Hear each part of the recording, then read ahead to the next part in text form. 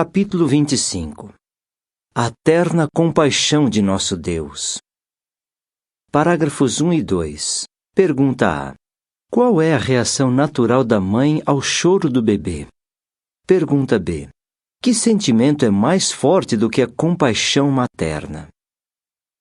Um choro no meio da noite. Imediatamente a mãe acorda. Desde que o bebê nasceu, ela nunca mais dormiu tão profundamente como antes.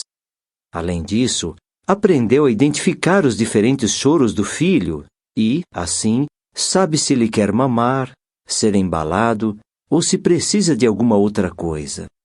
Mas não importa qual seja a razão do choro do bebê, a mãe sempre lhe dá atenção. Seu coração a impede de ignorar as necessidades da criança. A compaixão da mãe pelo filho está entre os sentimentos mais afetuosos conhecidos pelos humanos. Mas existe um sentimento infinitamente mais forte: a terna compaixão de nosso Deus, Jeová. Uma análise dessa qualidade maravilhosa ajudará a nos achegarmos mais a Ele. Vejamos, então, o que é compaixão e como nosso Deus a manifesta. O que é compaixão? Parágrafo 3. Pergunta. Qual é o significado do verbo hebraico traduzido mostrar misericórdia ou ter pena? Na Bíblia, compaixão e misericórdia estão intimamente ligadas.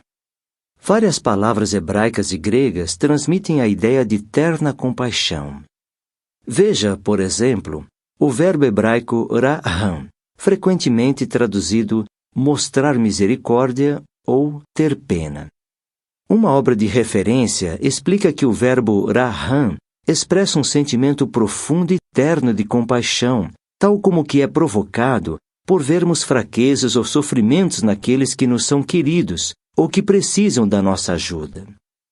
Esse termo hebraico, que Jeová aplica a si mesmo, se relaciona com a palavra para útero e pode ser descrito como compaixão maternal.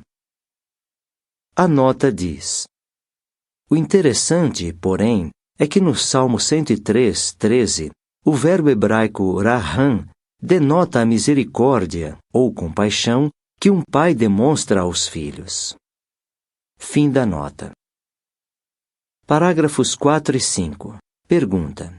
Como a Bíblia usa os sentimentos que a mãe tem pelo bebê para nos ensinar sobre a compaixão de Jeová? A Bíblia usa os sentimentos que a mãe tem pelo bebê para nos ensinar o sentido da compaixão de Jeová. Em Isaías 49:15, lemos: Haverá mãe que possa esquecer seu bebê que ainda mama e não ter compaixão, raham, do filho que gerou? Embora ela possa esquecê-lo, eu não me esquecerei de você. Nova Versão Internacional. Essa descrição emocionante destaca a intensidade da compaixão de Jeová pelo seu povo. Como assim? É difícil imaginar que uma mãe se esquecesse de amamentar e cuidar do bebê. Afinal, a criança é indefesa e precisa da atenção e do afeto materno 24 horas por dia. Infelizmente, porém, a negligência materna não é tão incomum assim, em especial nestes tempos críticos, marcados pela falta de afeição natural. Mas Jeová diz: Eu não me esquecerei de você. A terna compaixão que Deus sente pelo seu povo é infalível. O mais afetuoso sentimento natural que conhecemos é a compaixão que a mãe costuma sentir pelo bebê. Mas a compaixão divina é incomparavelmente mais forte. Não é de admirar que um comentarista tenha dito o seguinte sobre Isaías 49:15. Essa é uma das mais intensas, talvez a mais intensa, expressões do amor de Deus no Velho Testamento. Parágrafo 6. Pergunta. Qual é a opinião de muitos humanos imperfeitos a respeito da terna compaixão, mas do que Jeová nos assegura? Será que essa terna compaixão é sinal de fraqueza? Na opinião de muitos humanos imperfeitos, sim. Por exemplo, o filósofo romano Sêneca, contemporâneo de Jesus e um dos mais importantes intelectuais de Roma, ensinava que sentir pena é uma fraqueza da mente.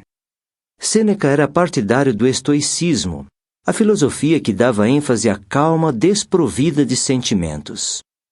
O sábio podia ajudar os necessitados, dizia ele, mas não devia ter pena, porque esse sentimento o privaria da serenidade. Segundo esse raciocínio egocêntrico, era inadmissível demonstrar compaixão de coração. Mas Jeová não é assim. Na sua palavra, ele nos assegura que é muito terno em afeição e é compassivo. Tiago 5,11 nota.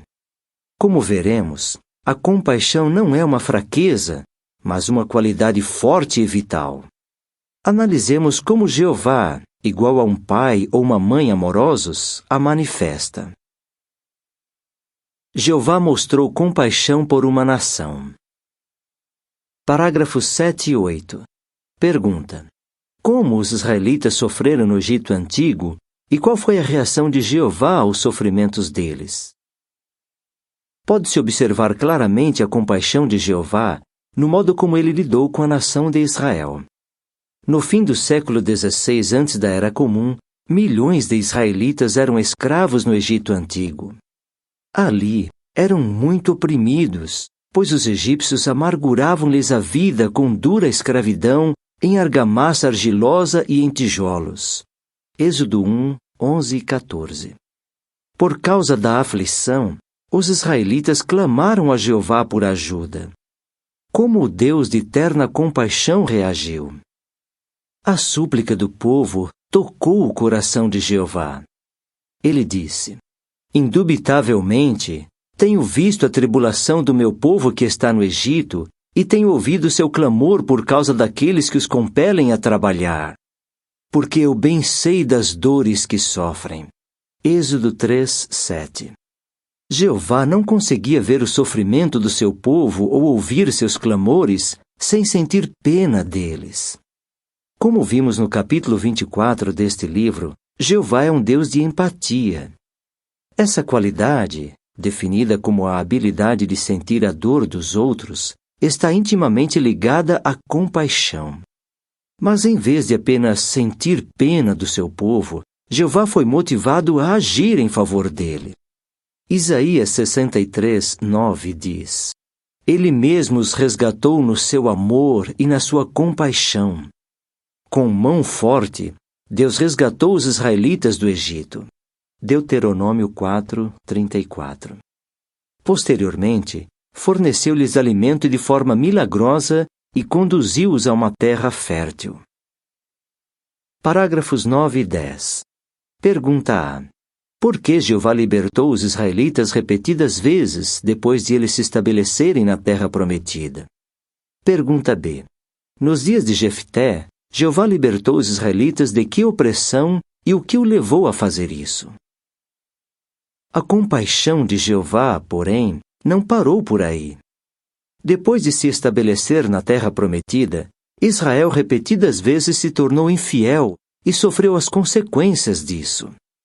Mas então, o povo caía em si, suplicava a Jeová e ele os livrava, vez após vez.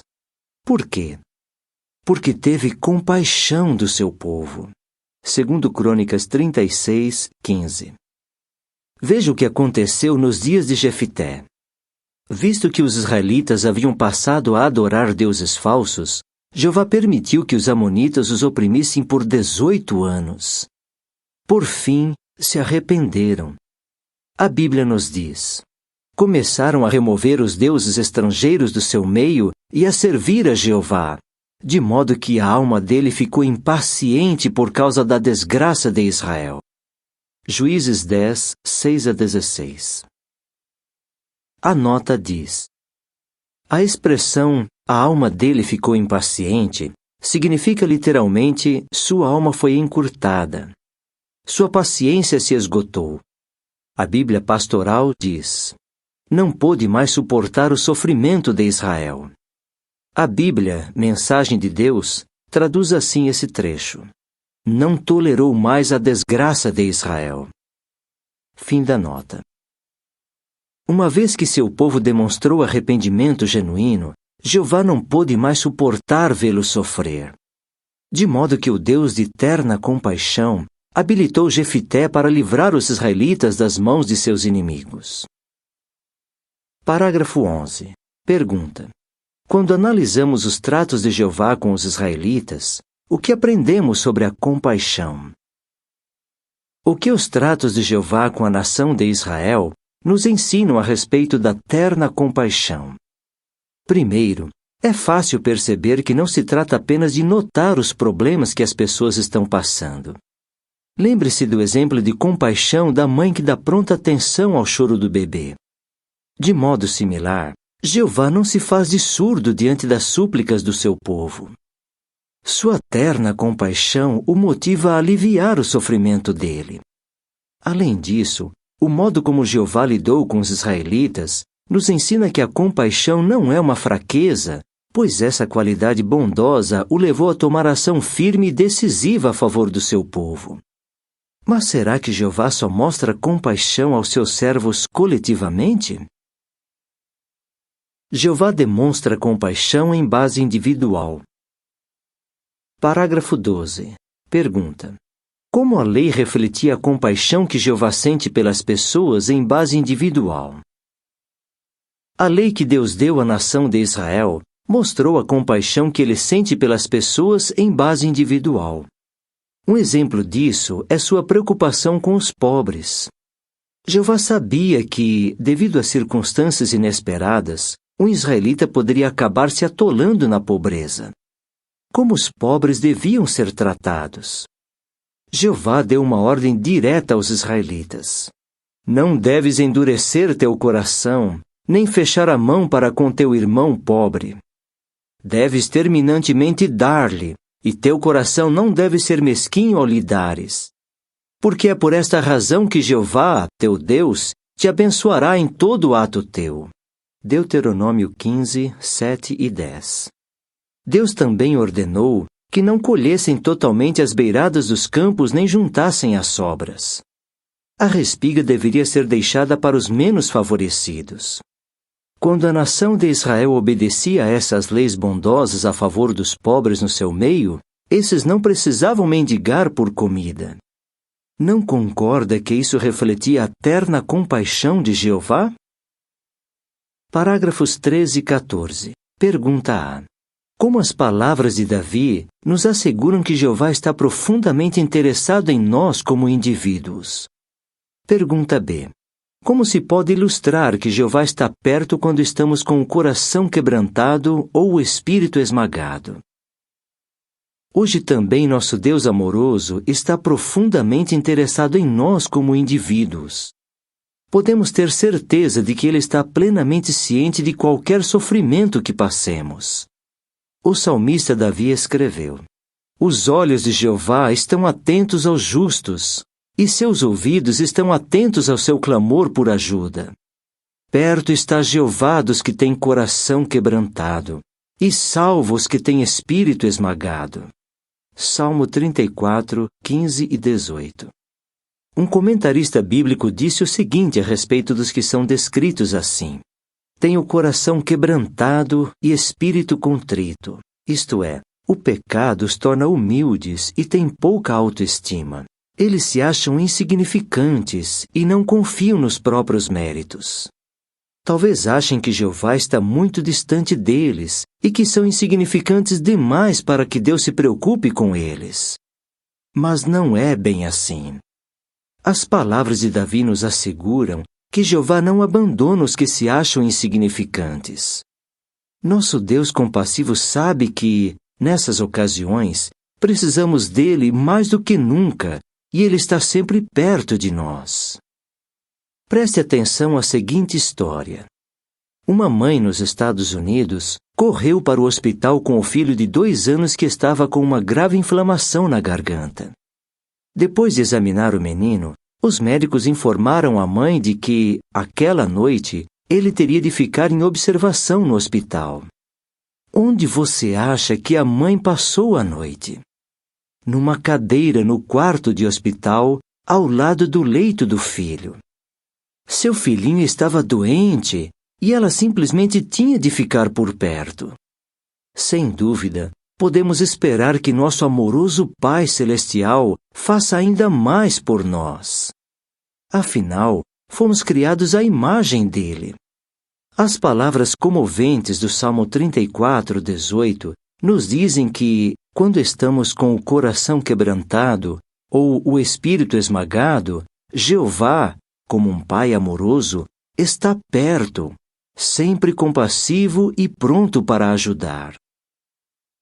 Parágrafo 15. Pergunta: de que maneiras Jeová nos ajuda individualmente? Como, então, Jeová nos ajuda individualmente? Nem sempre Ele remove a causa dos nossos sofrimentos. Mas Ele fez muitas provisões para os que imploram a sua ajuda. Sua palavra, a Bíblia, fornece conselhos práticos que auxiliam bastante.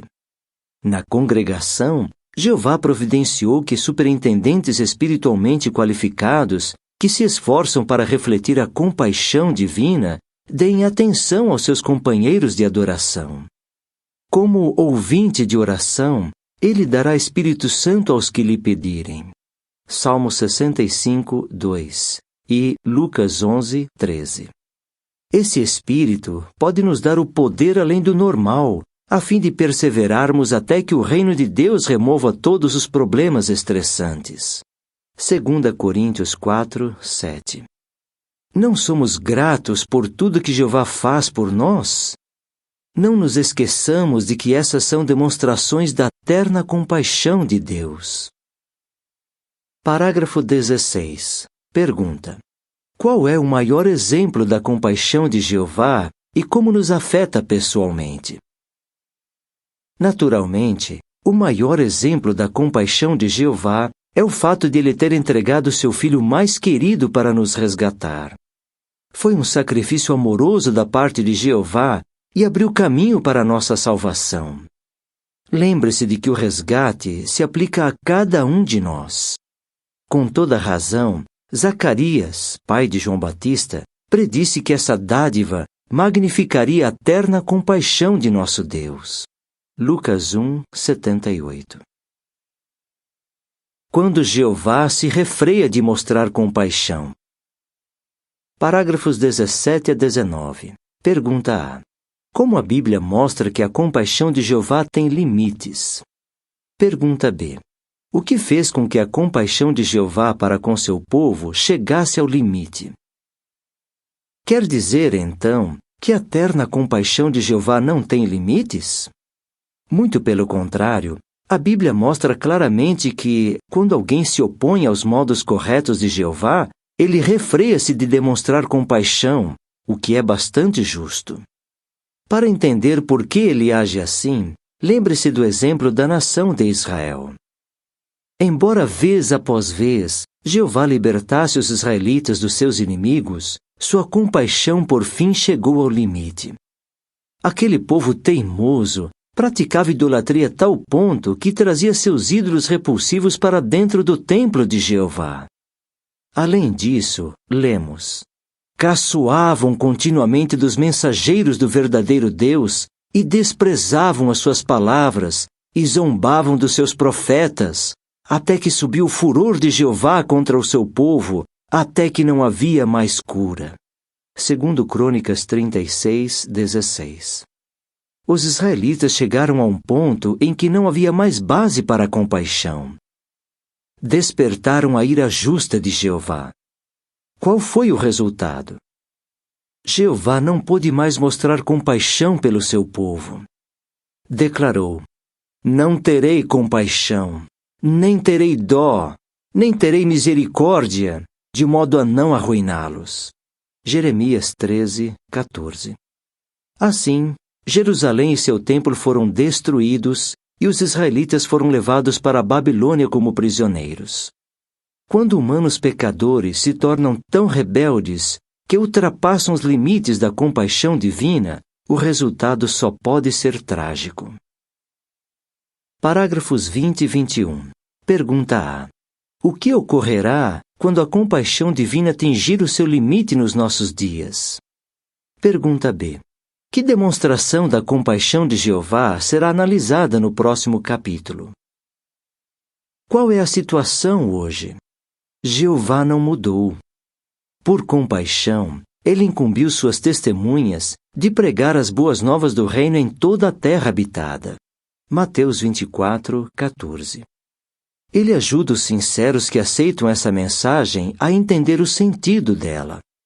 Mas essa obra não continuará para sempre. Não seria compassivo da parte de Jeová se ele permitisse que este mundo perverso, com toda a sua dor e sofrimento, continuasse existindo indefinidamente. Quando a compaixão divina atingir o limite, Jeová executará seu julgamento contra o atual sistema. Mesmo então, esse será um ato de compaixão. Compaixão pelo seu santo nome e por seus servos dedicados. Jeová eliminará a maldade e introduzirá um novo mundo justo. Falando dos perversos, ele declara: Meu olho não terá dó, nem terei compaixão. Hei de trazer o procedimento deles sobre a sua própria cabeça. Ezequiel 9, 10. Enquanto esse dia não chegar, Jeová continuará a sentir compaixão pelas pessoas, até pelas que se encaminham para a destruição.